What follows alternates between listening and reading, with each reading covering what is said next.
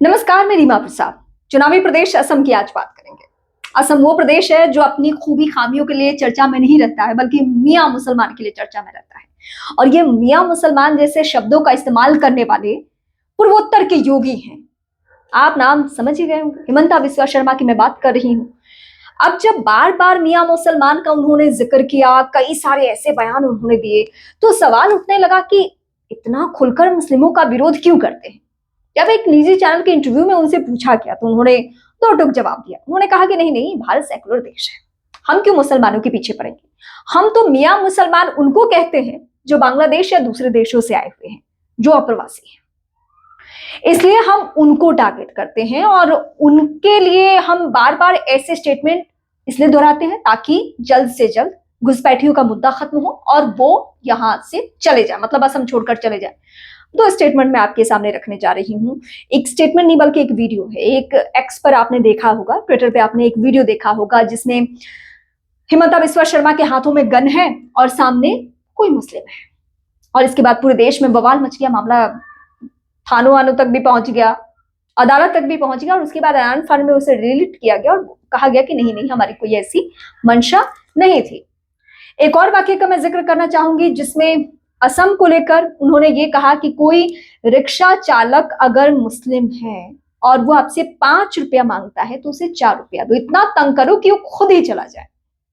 इस पर भी जब उनसे सफाई मांगी गई तो उन्होंने कहा कि नहीं, मैंने तो मियां मुसलमानों के लिए कहा था, इस देश के मुस्लिमों के लिए नहीं कहा था। और यही उनकी राजनीति का तौर तरीका है।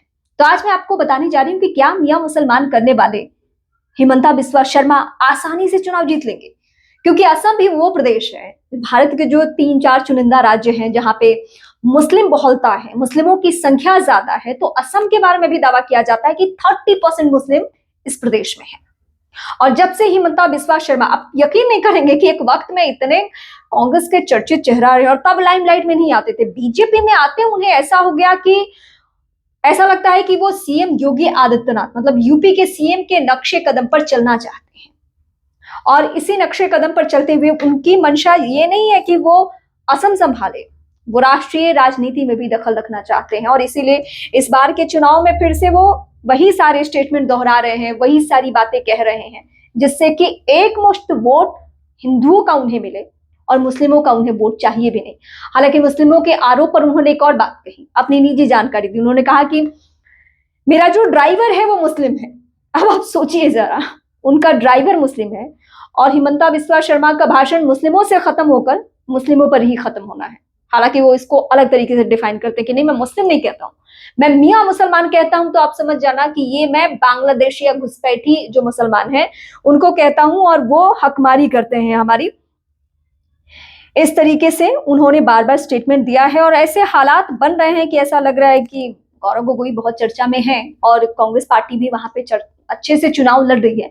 लेकिन हिमंता बिस्वा शर्मा ने अपनी जो छवि बनाई है, एक आपको शिवराज सिंह चौहान चुनावी माहौल में या अपने प्रदेश में, मध्य प्रदेश में मामा, वहां लोगों ने दुलार से स्नेह से कहना शुरू किया। अभी फिलहाल हिमंता बिस्वा शर्मा मामा हो गए हैं, मतलब महिलाएं या पुरुष उनको मामा कहते हैं दुलार से। तो अभी उनके किले को भेद पाना बहुत मुश्किल है।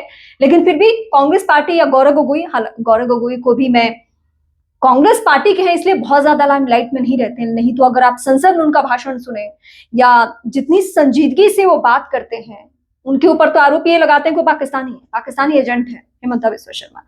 चुनाव बहुत ही रोचक माहौल में है।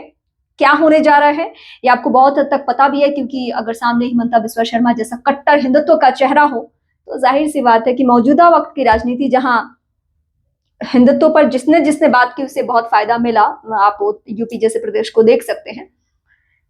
तो फिलहाल बाजी मारने के चांसेस हैं, लेकिन हाँ, अंडर करंट हो या गौरव गोगोई कुछ कमाल कर दें, कांग्रेस पार्टी की कोई स्ट्रैटेजी कमाल कर दे, तो फिर ये अलग बात होगी। फिलहाल मुझे कमेंट करके बता सकते हैं असम के मुद्दे पर।